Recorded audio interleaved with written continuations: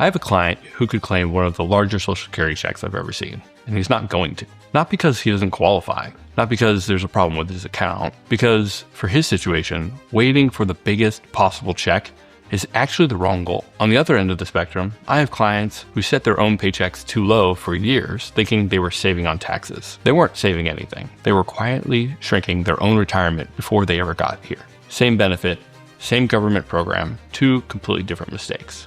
Today, I want to walk through both of them because almost nobody separates these two conversations, and treating them as one is where business owners lose the most. For context, I grew up around family-owned businesses, heating oil, excavation, and auto body shops. I started my own landscaping company as a teenager. Today, I spend most of my time helping business owners coordinate taxes, retirement planning, and long-term wealth decisions. And Social Security is one of the most misunderstood pieces of that picture. Most people think there's one Social Security conversation. There isn't. There are two, and they don't even apply to the same person at the same time. The first conversation happens while you're still working, and it's about what you pay yourself. The second conversation happens once you're eligible to claim, and it's about when you actually start. Let's take them one at a time. Conversation one, what you pay yourself. If you run your business through an S-corp, you already know the basic trade-off. Salary gets taxed for payroll. Distributions generally don't. So the instinct is simple. Pay yourself as little as the IRS will allow. Take the rest as a distribution, keep more now. Here's the problem with stopping there. Your wage isn't just a payroll number. It's the number your future Social Security benefit gets calculated from. For a lot of business owners, it's also the number that determines how much you're even allowed to put into a real retirement plan. Let me show you what I mean. Once you're maxing out a 401k, the next serious lever for a lot of business owners is a cash balance plan. For the right owner, especially someone in their 50s or 60s, it can be one of the most powerful retirement tools available. But cash balance contributions are tied to wages. If your salary is too low, you limit the impact of the plan, even if the business is generating far more than enough to support it. Here's an example I use with clients constantly. A $60,000 wage gets you a limited 401k contribution and minimal cash balance funding. Maxing out your wages on the same business can dramatically increase the potential cash balance contributions, sometimes $2, $4, and even $600,000 a year. Same business, different wage. Massively different outcome. When someone tells me they've minimized their wage to save on payroll tax, my first question isn't whether that was smart. It's what it cost them somewhere else. Now, I want to be clear about something because this gets misunderstood constantly. I'm not telling you to chase a bigger Social Security check by inflating your salary. That's not the point either. There's no magic number here. There's a thoughtful range. The wage is right for your needs to do a few things at once. Support your actual lifestyle, satisfy what the IRS considers a reasonable compensation for the work that you do. Leave room for meaningful retirement plan contributions. And yes, contribute something reasonable towards Social Security, without that becoming the whole decision. Notice Social Security is on that list. It's not at the top of it. This is exactly the kind of decision that falls apart when it's made in isolation. Too often, a wage gets based on a single goal: minimize this year's tax bill. And that's short-sighted. A better approach is collaborative.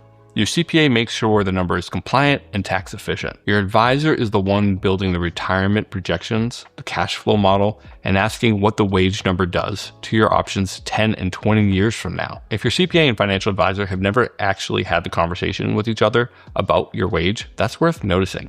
There are a few other pieces of this that most business owners have never even considered. If your spouse is genuinely active in the business, putting them on payroll can potentially double what your household is able to put toward retirement. Not because of a loophole, because now there are two wages, two contribution limits, and two people building toward the same household goal instead of one.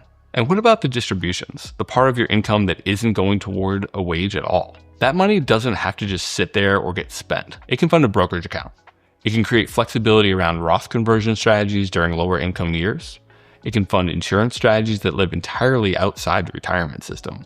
Your wage isn't the whole plan. It's one lever next to several others, and most business owners are only ever shown the one. And if you're listening to this and realizing nobody has ever walked you through what your own wage decision is actually costing or building, this is exactly the type of thing we discussed during an introductory meeting. We'll talk through your business, your goals, and determine whether a tax strategy review makes sense for your situation. There's a link below. But let's keep going because the second conversation is just as important, and it's the one almost nobody has correctly. This is the client I mentioned at the start. Significant assets, Business fully matured. More income than he and his wife have ever needed to spend. And I mean that literally. Their lifestyle costs a fraction of what their portfolio produces every year on its own. So when we got into the Social Security conversation, I asked him the same two questions I ask everyone in this position. Do you need this money to live on? Nope. If it's not for living expenses, what do you actually want it to become? He thought about it for a second and said, some for the kids, I guess. And that answer, it changes everything about the right strategy. Most of what you'll read about Social Security says the same thing. Wait as long as you can. Delay until 70 if you're able to. The check gets meaningfully bigger the longer you wait. And for a lot of people, that's genuinely the right call. If you need that income to cover your life, a larger guaranteed check for the rest of your life is valuable. Full stop. But what is that advice actually optimizing for? It's optimizing for the biggest possible monthly income for as long as you personally live. That is a completely different goal than building the biggest possible legacy for the people you leave behind. For a client who doesn't need the income at all, waiting may not be the best way to build wealth for the next generation. It just delays receiving money he was already going to invest anyways. So instead, we looked at the opposite approach. Claim as early as he's eligible. Take the smaller monthly amount on purpose. And instead of spending it, invest it consistently on a schedule, the same way you dollar cost average into the market with any other contribution. Every check becomes a deposit instead of income. Every year he claims early is another year of that money compounding in the market instead of sitting inside the government program waiting to be collected later. The goal was never the biggest check. The goal was the biggest legacy. Those are two completely different goals, and they don't point to the same decision. Social Security was designed as longevity insurance, not as an inherited strategy. Now, compare that to another client of mine, a business owner in almost the opposite position. Good business, solid savings, but the business itself was always going to be the bulk of his retirement income, and it was starting to slow down earlier than he'd planned. When he ran his numbers, his monthly expenses weren't optional extras. They were the actual budget his household needed to function. For him, I gave the completely opposite advice. Wait as long as you possibly can. Every year he delays, claiming increases that guaranteed monthly check for the rest of his life. And unlike his investments, that check never drops in a bad market. For someone who needs the income, that guarantee is worth far more than what he'd give up by waiting. Same advisor, same framework, two completely opposite recommendations. Because the strategy was never the point. The client's actual situation was the point. One more piece worth knowing if you're still working while you're claiming early, Social Security has rules about how much you can earn from a job or a business before a portion of your benefit gets temporarily withheld. That withheld amount is gone forever. It gets factored back in later, but it matters for the cash flow conversation in the years right after you claim. This is exactly the kind of detail that gets missed when Social Security is treated as a form you'll fill out once instead of a strategy that has to work alongside everything else going on in your finances that year. Quick disclaimer, every situation is different, so don't make planning decisions based on a YouTube video. Run ideas by your own advisor, or if you'd like a second opinion, schedule some time on my calendar below. Most Social Security advice is written for the average person, someone who's going to need that check to cover groceries, healthcare, and housing.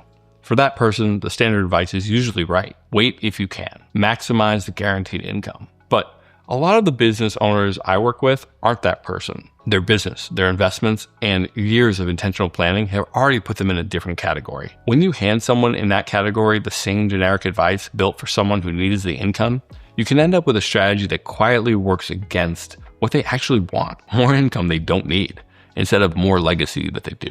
The same thing happens on the wage side, just in reverse. A lot of online advice about S-corp wages is written by people optimizing for one number, this year's tax bill, without ever asking what else that wage number touches: retirement plan funding, long-term Social Security credit, what a lender sees when you eventually go to buy real estate or expand the business. The internet can't answer those questions because generic advice doesn't know your business, your age, your retirement timeline, or what you actually want to be true in 10 years from now. A rule that's right for the average person can be exactly wrong for you, and you never know it from the rule alone. The bigger point here is notice what both of these conversations have in common. Neither one is really about Social Security. The wage conversation is about what your compensation decisions cost you in retirement plan funding. The claiming conversation is about whether you're optimizing for income or optimizing for legacy. They're really about coordinating one decision with everything else that's happening in your financial life. Social Security isn't one decision. It's multiple, and the right answer to each one depends entirely on who's asking, not on some universal rule that applies to everyone the same way. The business owner setting their wage too low isn't thinking about cash balance plans.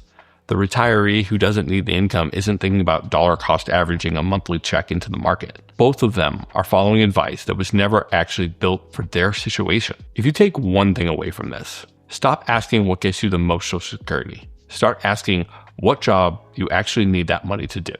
For some people, that job is covering retirement expenses for the rest of a long life, and waiting is exactly right. For others, the job is becoming a legacy for the next generation, and claiming early on purpose is exactly right.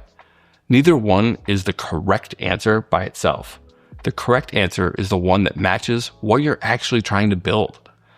If you'd like a second set of eyes on your own situation, schedule an introductory meeting using the link below. We'll talk through your goals, determine whether a tax strategy review makes sense, and figure out which of these two conversations actually applies to you. Because the biggest check and the biggest legacy are not always the same decision. And most people never stop to ask which one they're actually planning for.